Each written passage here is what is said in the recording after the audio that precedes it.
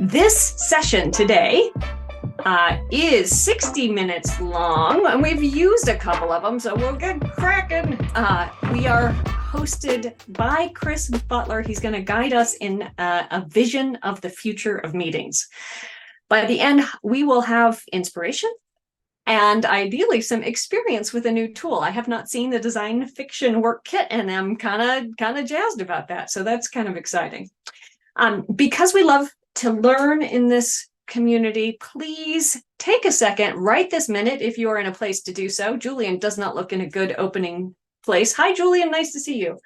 Hi. To open this link. So that's our feedback form. If something happens and you need to bail, or if you're totally offended, or the power goes out, or whatever, you will have that link open already in a browser.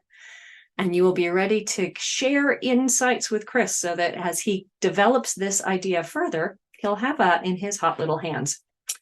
And with that, Chris, thank you so much for bringing this to the group. All yours. Great, thank you. Hopefully I won't offend too many people during this presentation. I've tried to tune it as much as possible to not be offensive, but we'll see. You never know how these types of meetings will go. So I wanted to use kind of a couple slides to help people kind of understand what we're talking about today. And so, yeah, we're thinking about the future of meetings. And this is really, I guess what we're going to do today is this is going to be interactive. I'm going to try to spend as little time as possible giving you just an overview, but then I want everybody to get involved and we're going to go into breakouts. And so first I'm going to talk a little bit about design fiction. And so Julian's here, who's, an expert. And so he'll definitely give me notes later if I, end up like misappropriating the terms or mis kind of like talking about things. So this is good. This is like, the student in front of the teacher giving the first big presentation. The second thing I'm going to talk about is something I've called organizational design fiction. And this is really like a modification of the concept that I've started to use in the practice I do, which is really around kind of the way that people work together, organizational dynamics, decision-making, strategy, things like that. The next thing is going to be everybody's going to make their own design fiction around meetings specifically. And I'll talk about what that means in a second. We're all going to share it with each other. And then we're going to have some time for reflection. And this is where I really want to talk about, like, how did people feel using this tool that we're going to be using? And just in general, this process about kind of thinking about the future of things in some way. So from here, let's talk a bit about design fiction. So generally, whenever we do some type of design fiction work, especially within this group called the Near Future Laboratory, we usually start with this concept of like, let's get into our old janky time machine. And what we mean by that is that we're going to get into something that is not necessarily like the shiny, beautiful future type of time machine that we usually imagine whenever like Samsung creates like a sizzle reel about their new products. This is not something that is very futuristic, but it's something that is like something that's used a lot. It's something that's part of everyday life. It's something that is almost in some ways mundane.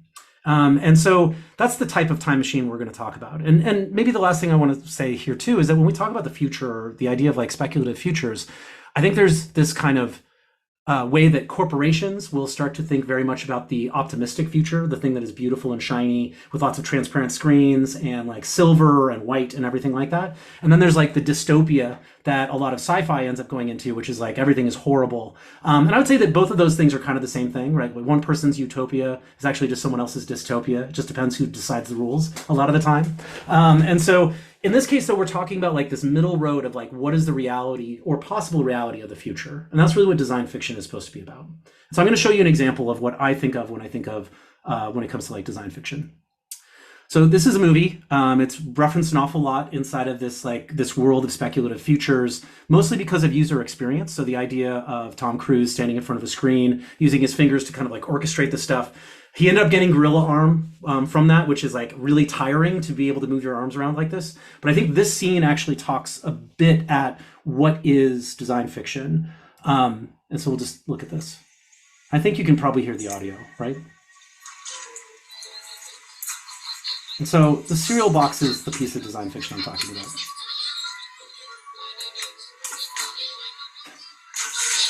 You can't seem to turn it off. And so I think one of the things, barring the idea that translucent displays are probably a horrible idea in general from a usability standpoint, the idea of the cereal box actually it brings up a lot of questions about this world, right? Like, so it's a digital display, it has audio. So like, who is this meant for? Probably children to get their attention, right? Kind of the way that current cereal boxes are. But we're at a point in technology where things are so cheap in this future that digital displays and this type of like thing, this disposable thing, actually includes so much functionality. But that also, it doesn't work perfectly. And so I think that to me is kind of an example of that. So the next one that I usually like to now show is this other cereal box, which is, if you take a look at it. And so what I'd like to do is I'm going to show you 3 different examples of design fiction. And I'll just give people kind of a second to just look at this. And so maybe what are some things that people notice about this that maybe are different than what we would understand about today? And people can just say it out loud. We don't have to, raise hands or anything for now.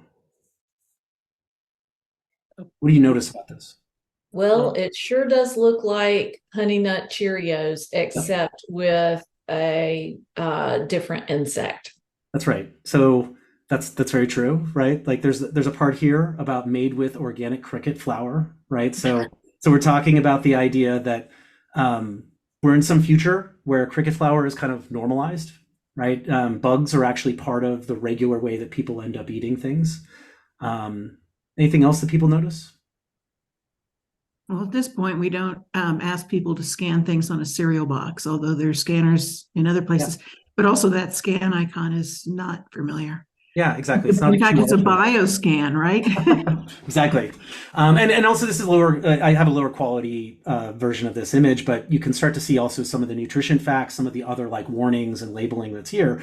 This is actually talking about the philosophy of this world that is from the future, but through this very mundane object, which is the cereal box. And so the cereal box is an example of design fiction. It's a thing that we got into our janky old time machine. We went to this future, and we grabbed something. We showed up in someone's kitchen right after they had breakfast, and we grabbed the cereal box. We come back to our time, and we say, like, what does this mean about this future that we're actually trying to understand? And so there's a bunch of different aspects of this that are different than what we would consider normal today. And what does that say about that future? And so to me, actually, these types of design fiction exercises or things, objects, end up getting at really, how are we understanding our values today? And how are we questioning those values?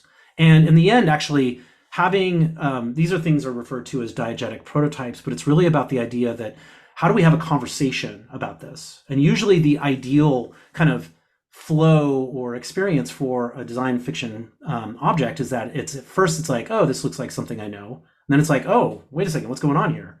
And then it's like, oh, interesting. I didn't think about this as being different than what I exist today.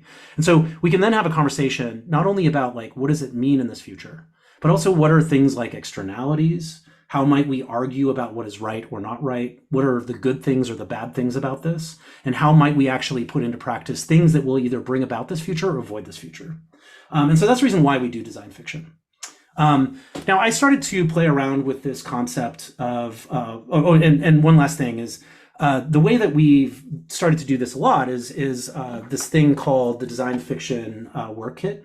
And so you can see here that it comes up with a bunch of different cards. And I'm going to be doing a draw of cards for our actual workshop later. But it's really broken out into a couple different things. So attribute is kind of what is the thing that like what are kind of the way that this thing might exist. Tone ends up being what is it like, in my opinion. Archetype, which is a really important part of design fiction, is what is its really like manifestation. So in this case, a press release. What would the press release of this type of thing look like? There's then the object, which really references what is the thing we're going to talk about. And then the action, which, I don't have a really good description for it, but I think of it as like, what is this thing trying to do in some way? And so using a combination of these things, we can then start to ideate different design fictions in some way. And so when we start to talk about now like organizational design fiction, this is a modification that I've started to do when it comes to the way that we think about the future of the way we work with each other, the way that organizations exist. And we'll actually use this as a way to now talk about what are the meetings like within that future world. And so, as you can see here, I actually just showed you part of the picture when I was actually doing my design fiction exercise earlier. And so I use the design fiction deck, but then I also use something that is called the Ready Tension deck, which tension and practice deck, which they use a lot around organizational design and the way that we start talking about the problems inside of organizations. And so let me give you an example of a design fiction that I've written with regards to, I think in this case, it was meetings. So I'll just let everybody kind of read this for a moment. So as an example of design fiction, right, the archetype here is some type of review on a store somewhere. In this case, it's the Chrome add-in store. And in particular, what we're starting to see here is that there's a reaction to this particular plugin, right, by management. And to be able to like talk at like, what are maybe some issues when we talk about meetings that are not worthwhile, right? And so this is a way for us to now have a discussion about like, a bunch of different things. One, is it okay for when people are joining, we talked about like bots joining this meeting earlier, right? Like, should you have to actually identify that there's a bot that's doing something like this to a meeting? Where's the power lie inside of these meetings when it comes to the organizer versus the attendees? How do you redistribute power through either satire or feedback within these systems? And so this is an example of kind of what I'd call organizational design fiction. And I'm going to show you another one now, and I'll let everybody kind of read it for a moment.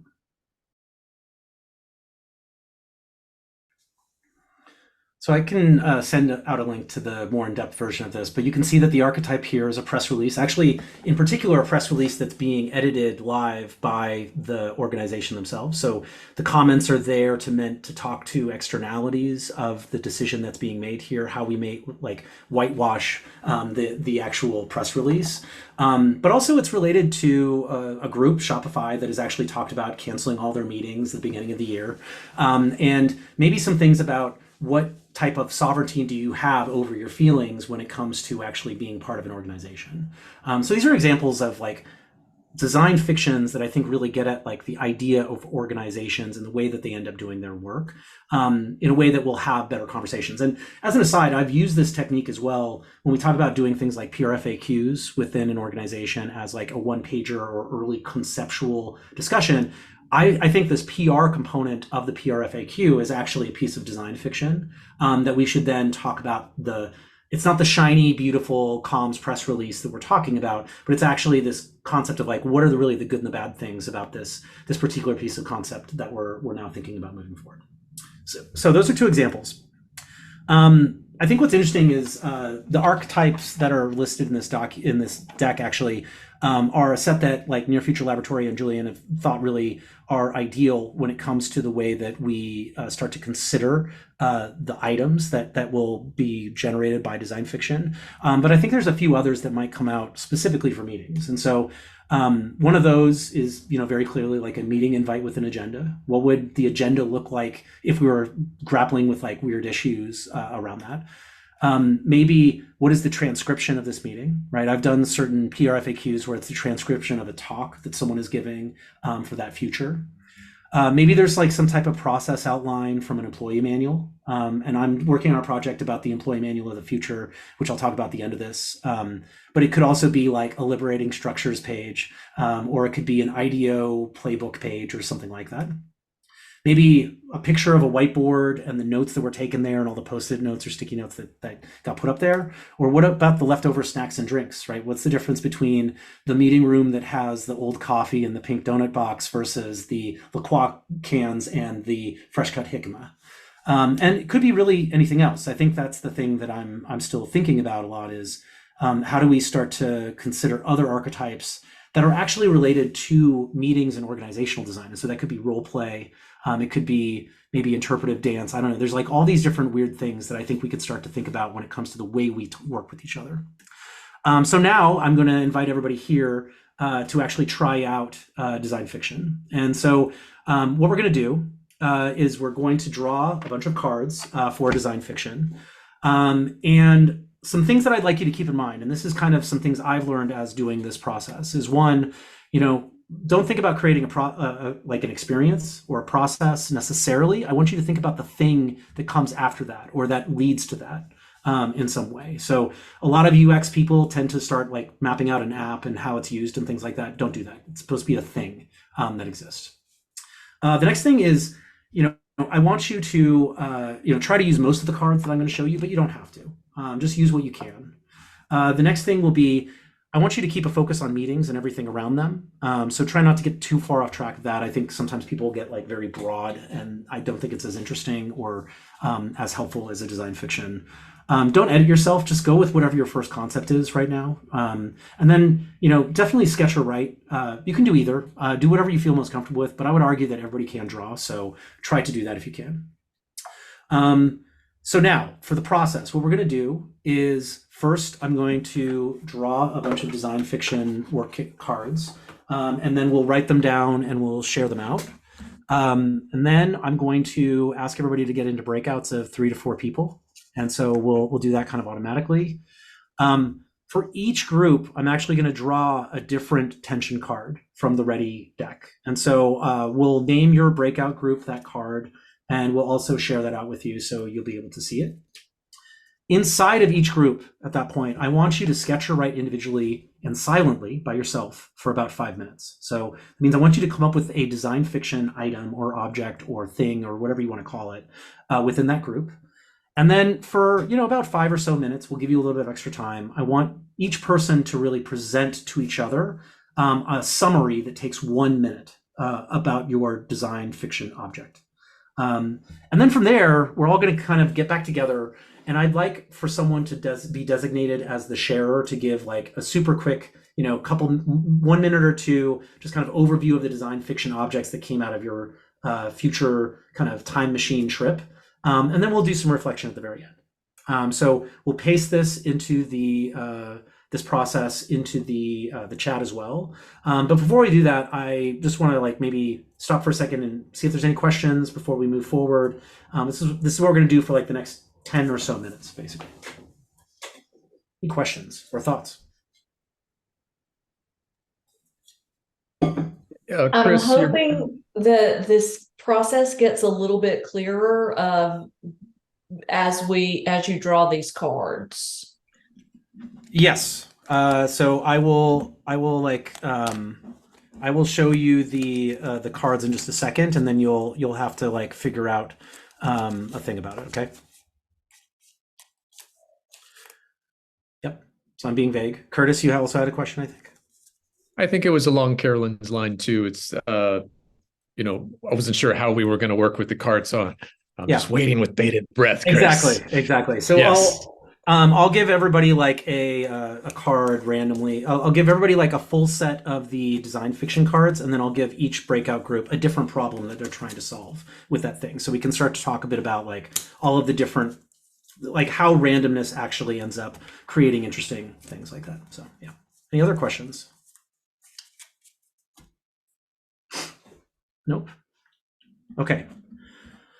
So I'm going to stop sharing. What I'm going to do now is I'm drawing all the different cards right now. And so the first one is tone. And what I drew was a crowd-funded kind of tone.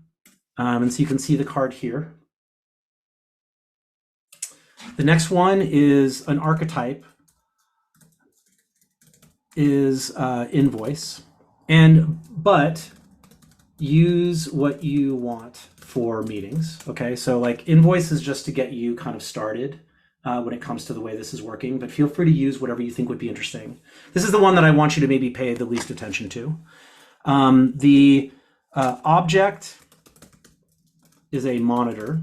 And one of the things I've just found for these types of cards is that it can be like the physical thing, but it could also be something that's metaphorical or digital or something like that, right? That's what I would say.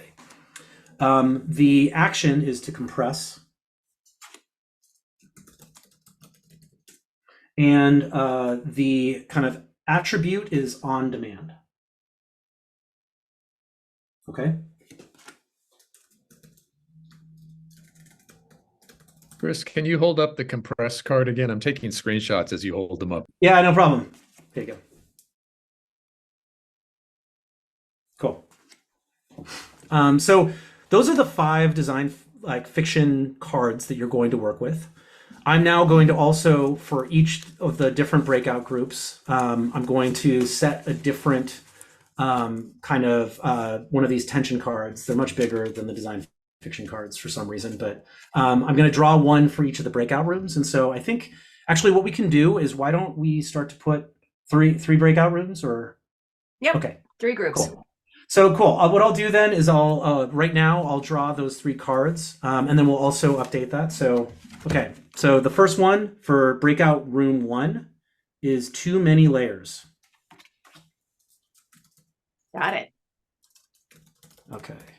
The next one is pull from the middle here. Oh, it's a blank card. I'm not going to give you that one. Failure is unacceptable is breakout 2.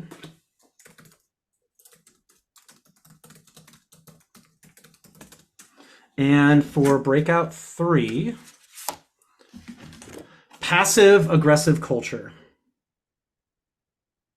Okay.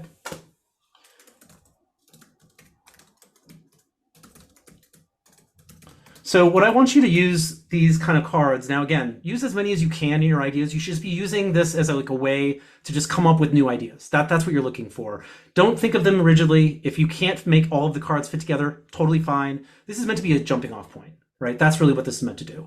This randomness is meant to now, randomness by itself is just noise and garbage. But randomness plus a human mind actually ends up creating something very interesting. And it's because you're all analogy machines. And so what we're using right now is these cards to create new analogies, okay? So we'll go from there. I want you to now we're all gonna send everybody their breakouts. I want you to each spend everybody will spend 5 minutes silently just sketching, writing, whatever you need to do to kind of like figure out your concept. And then I want you to summarize it in 1 minute in each of the groups. Yeah, sure, go ahead, Lee.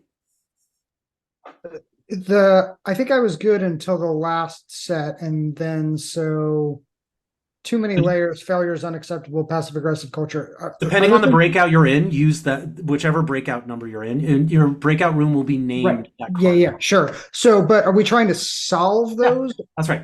Okay. Something that would solve that problem, ideally. Okay. Yeah, that's right. Cool. Any other questions? Yeah, Chris, just your first recommended tip was don't describe like an app, but yeah, don't come up with like an app that comes. Yeah, something that comes after, like, might be the Slack conversation about this crappy app that tried to solve for the problem, right? That's right. Or actually, it would be like, what would be the outcome of this design fiction thing? Like, it's an object that maybe people have, or it's something that's part of the meeting room, or and then what would happen to like the archetypes? Like, we have an invoice here, so like, how would you charge for this? Would be a very like basic way to think about that if you wanted to use this archetype. But I think you should be open to, like, if you wanted to talk about like, how would the snacks change inside that room based on this, right? Those are all possibilities. So again, this is meant to be very open-ended. I realize this sometimes makes people feel very uncomfortable. Just go with it, and just whatever your mind takes you. That's what we're doing right now. Go ahead, Robin. So Chris, all 3 of these are as related to meetings. So passive aggressive culture as related to meetings? Yes, that's right. Okay, thanks. Yeah, absolutely. Yeah, so it's meant to be kind of in the domain of meetings. Inside of the Near Future Laboratory, we have done this where I had like 7 or 8 different card decks that were all trying to be assembled. That was too many. We did 2, that was too few. So this is kind of like an experiment to see how this type of group will work with this type of card set. So yeah. So it's an experiment on all of you. So thank you for doing that.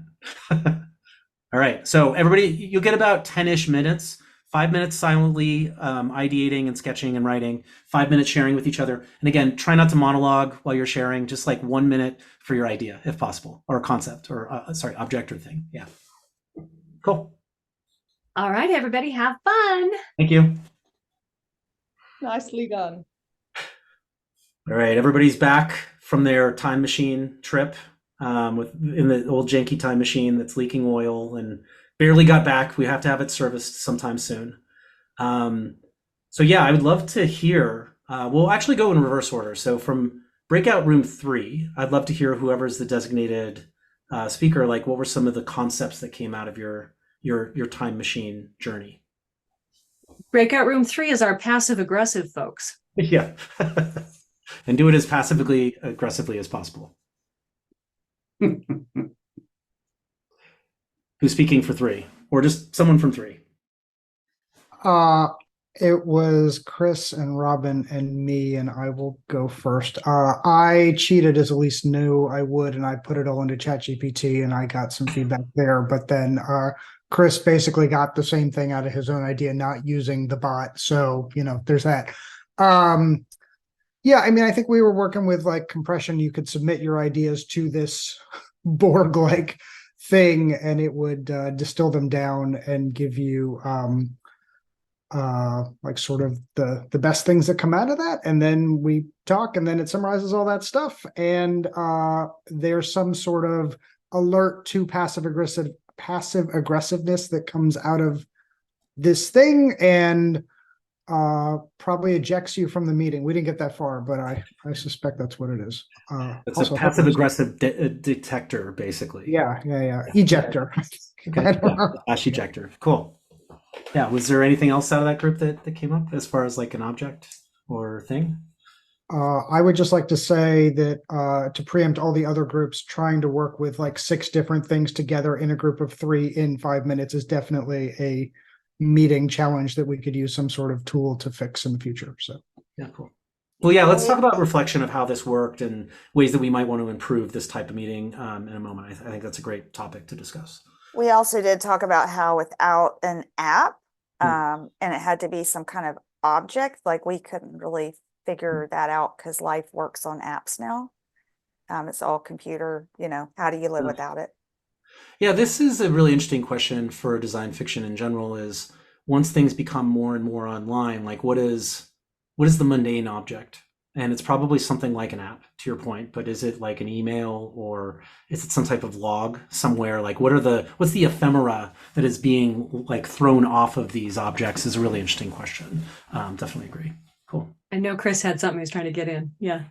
No, it's fine. I found very interesting what Robin said for sure about we have a bias to start creating everything on digital. So like automatically start doing that. But I think once we start building these ideas and then just move it to something that's not digital, it's like easier, at least that for me, it was easier. So having like this tool to make sure that we can define, let's say, when each person is gonna start speaking, and just try to alert when some kind of passive aggressive language is coming up, and do it automatically. Probably we can put that on a manual dashboard, but still can imagine that, right? So it's like difficult. So yeah, for your idea, would it be for everybody to see, or just the individual that's being passive aggressive? No, everyone should share this mechanism, and that will allow us to understand or to learn what is passive aggressive. But the good stuff is how we define those rules on the internal culture for the meetings. Okay, great, thank you. Cool. Breakout 2. Failure is unacceptable. Who's speaking for your group to talk about your objects? I didn't hear the part about how we're not supposed to use an app, and anyway, this is probably you can. I just think like in general, we're trying to talk about like things, and that could be an app, of course, but so whatever you ended up coming up with is totally fine. Well, actually, so I'm not sure what device this goes on. It might be on a tablet. It could be on a thing on the wall, like a whiteboardy kind of thing. But the idea is that there is a program that is run by AI, and it is programmed to determine who has made the best contributions to the meeting.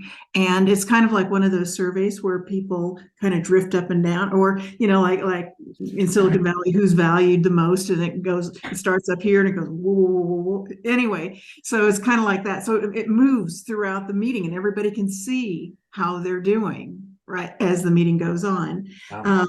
So one, it has to be programmed in a way that somehow they've agreed that what is a contribution, and it has to be agnostic of the person's title and status in the group, real contribution. But the problem is if somebody's an outlier, it's not going to hit that AI. So the idea is that at the end of the meeting, whoever's in last place, everyone puts their VR headset on, and the person who was in last place gets shot by the rest of the people in the meeting because failure is not acceptable. Now they don't actually die. It's virtually shot. And so this person lives to another day, but eventually they learn to game that AI and figure out what makes the best quote unquote contribution in a meeting. Interesting. Very cool. Yeah. Anybody else from that group? Are there other design fictions that you came up with? Yeah, David, did you want to add something to that? I didn't have funny, as you were giving your design, I was rethinking monitor. I thought, oh, what happens if you had a meeting about how the culture at the company was failure being unacceptable, and you weren't in that meeting, but you came in because you were the meeting following and you saw it on the monitor, and there were all, I don't know, there were just exclamation points and just like this really, somebody pound failure is not an option, and you go to jail if like you don't meet your sales quota or something like that. You get put in solitary. But then as you were describing that, Susan, I was thinking, oh, the monitor that you're talking about, like you're describing a monitor in in a different way that I was thinking about a monitor, which is like a screen. Your program is the monitor, right? The failure monitor. Yeah. But we went dark. And like, failure is not an option. And then Curtis was trying to have us flip it around. Like, how do we turn this? How do we resolve this tension positively? And of course, we didn't have enough time to. I just went with I created an invoice from a company called Failures Are Us, because fails are us, because as an innovation coach, I'm constantly getting companies to get out of this mode. So I wanted to flip it and say, hey, how could we solve for this and create a culture where, we celebrate fails. So this is a company, Failures Are Us, and people make money by failing. And the more fails you have, the more money you make. So that was the invoice I put together. Yeah, cool. So it's like aligning incentives with failure. That's good. Right. Yeah, very cool. Thank you. Great. Team one, or a breakout one. What did you come up with? And that was that was too many layers. Yeah, right. There we go. Rebecca, Carolyn, is that okay if I speak? Okay, beautiful. So the way Rebecca's idea was a monitor, like in a meeting room, a physical monitor will have all the objectives and the goals for that particular meeting. And then in the back end, every organization individual will have some sort of a device connected to their back of their head. So this monitor will constantly monitor what is being said and what's being talked in that meeting along with the agenda. If a particular item is being talked and this information is available in Chris's head, and Chris is like the person who can answer this question or do this responsibly, the person will be sucked out of their desk in a tube-like thing, and they'll be put into this meeting room, and they will, so it helps to eliminate all these layers. So things gets done faster and quicker instead of copying everybody and then it trickling down at the end of the day after like years. So that's Rebecca's idea. Carolyn's idea was like a privacy screen monitor, where you had like it reads all the people over the Zoom or in the meeting and gives color coding based upon their hidden agenda. If like somebody has evil ideas and happy, like what is their intentions, what's their hidden agenda, and based upon that color coding, it'll really help you to identify what is the hidden agendas, and then you can able to handle the meetings better. Carolyn, if I'm butchering your idea, please add it to it.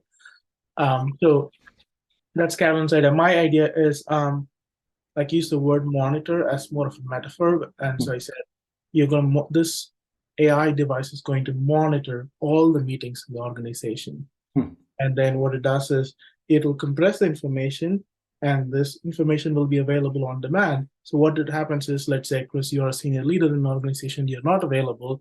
This AI device would imitate what if Chris would have been there based upon the learnings, based upon your previous meetings that it has learned, and also across the organization, it has the context of what's the goals, what's the strategy, and all of them.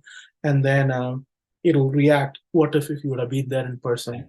And I just made a joke saying it'll say in a voice instead of in voice, it'll imitate in a voice, and then it'll be crowdsourced, so you'll get feedback from it. That's all. Okay. And to yes and this, I mean, the way that I would maybe think about an object for this type of thing is like a Ouija board, where you summon the appropriate executive to give an answer within that meeting based on the things so far. So yeah, that's cool. That's really great. Well, thank you everybody for taking the time to do that. I would definitely like congratulate all of you on doing something that probably felt a little weird and uncomfortable and probably doesn't really make all that much sense quite yet. So what I'd love to hear is maybe kind of like what you thought about this process, and kind of ways that you may think about tweaking this and how you might actually apply to this to your own practice in some way. So I'd love to hear that, and people can just either raise hands or just start speaking if there's not too many people. Yeah, go ahead. Yeah. For me, this is a real problem, the too many layers in the clients I work with. And we just try and think about it logically all the time. And so what I loved about this process is I couldn't use logic for it, or I tried not to use logic for it. Yeah, so that's what I loved. And anything that gets me out of like how to solve the problem in a logical way is always a good thing. So yeah, loved it. Yeah, that's cool. What else? What are things that people would change, or that's also totally open to any of that stuff. So yeah, Raja. What I would do is I think I would rather maybe assign a person from instead of using a device saying like you are going to represent like your whole org or this particular thing, or it may be randomly for that matter saying just imagine if you are this person, what would this person would have said. So we could have maybe made an assumption, could have made things faster, or even email the person saying, okay, this is what we think you would have said. Are we right or wrong? So we could have made the decision faster by proposing and asserting something, maybe. And do you mean as part of the process of kind of exploring concepts, or as something else?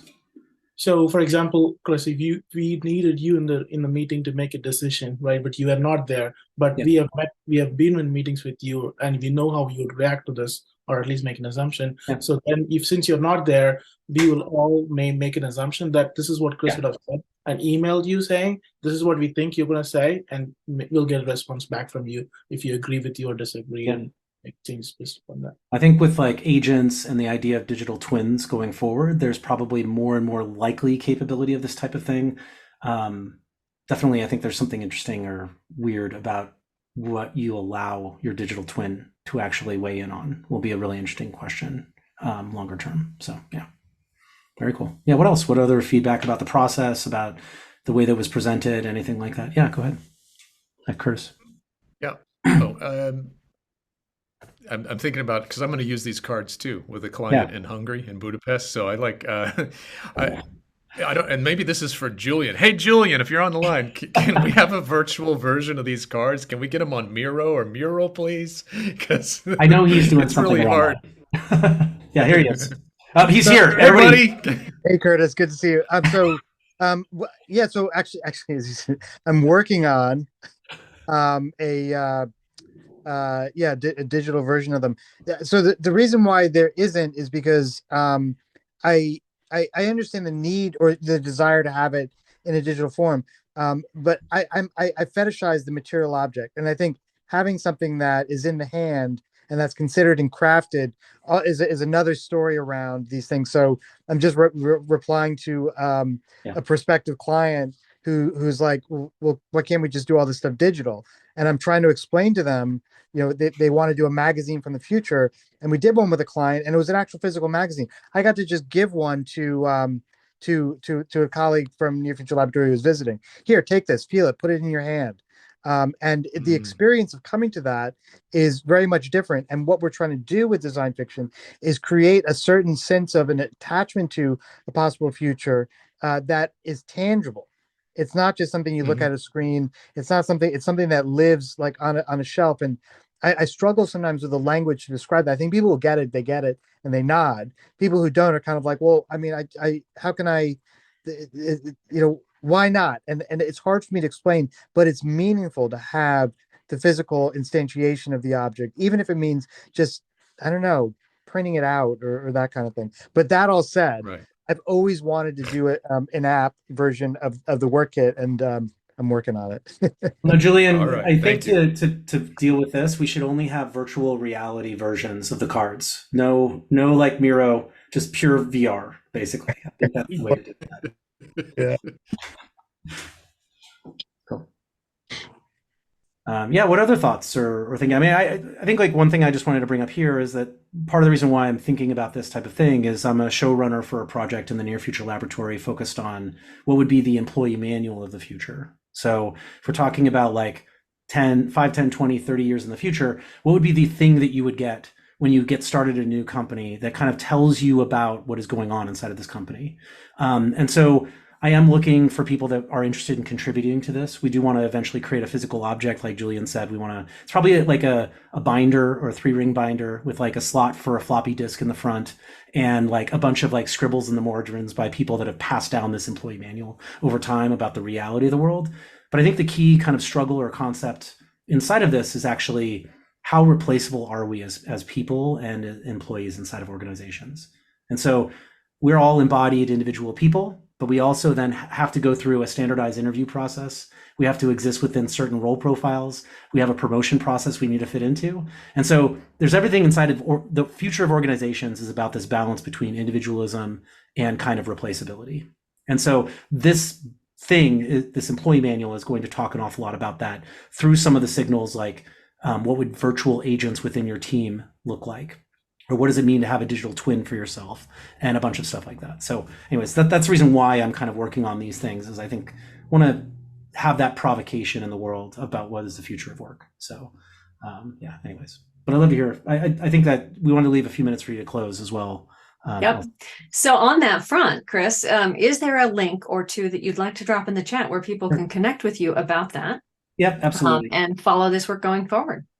Yeah, so I'll just drop like, honestly, if you want to just connect with me on LinkedIn and then I can send my email address as well. Those are probably the best ways to get in touch. And yeah, thank you for the time today. I was really excited to see everybody try this out. And so congratulations again on doing something new.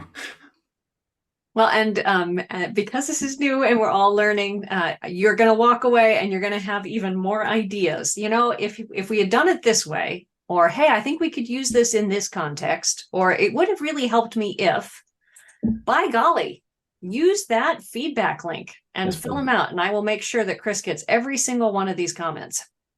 It's also anonymous, so feel free to leave whatever kind of feedback you feel like you'd like to leave. And then in the future, join us again tomorrow, and a little bit later this week, we have just open sessions. So anybody show up with anything you want to talk about. We talk meetings and the future and, vacation plans, whatever people want to talk about when you show up. And in the future, we will look forward to seeing you. The next big event that I think everybody should know about is being hosted by Lee. We talk a lot about methods in this community, and most of them are new to somebody. So he is hosting an open space where we can do some method swaps. Did somebody drop some panarchy and critical uncertainties on you and you said, what the what? That's the session for you. So, and with that, we are officially done. Thank you so much for your time today, everybody. Thank you, Chris. Fun. Thank you. Thanks, Chris. Bye-bye. And thank you, Julian.